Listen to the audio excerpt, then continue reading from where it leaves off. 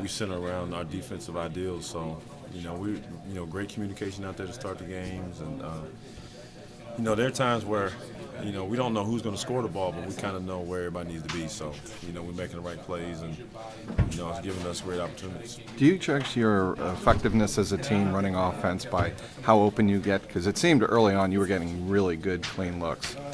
Yeah, but there's a responsibility that comes along with it. Like, I know that, if I get the shots early, you got to pay attention to, how the offense is playing you, and, the bigs get open. If I'm open like that, that means the bigs open. So it's a cross between, me taking my shot and making sure that I make the extra pass, just so we can create a great rhythm on offense.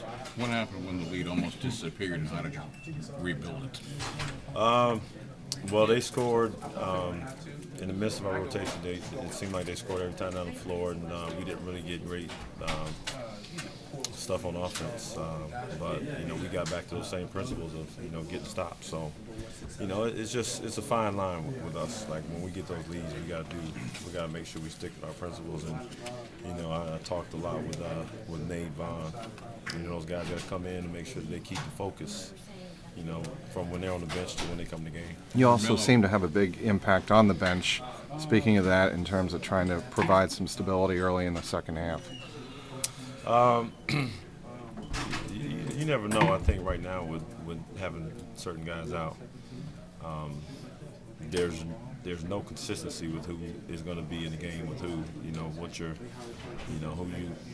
Whether I'm playing in there with Nate or if Marquise is in there, like, who has the ball. Like, we toured around this earlier today playing a small lineup.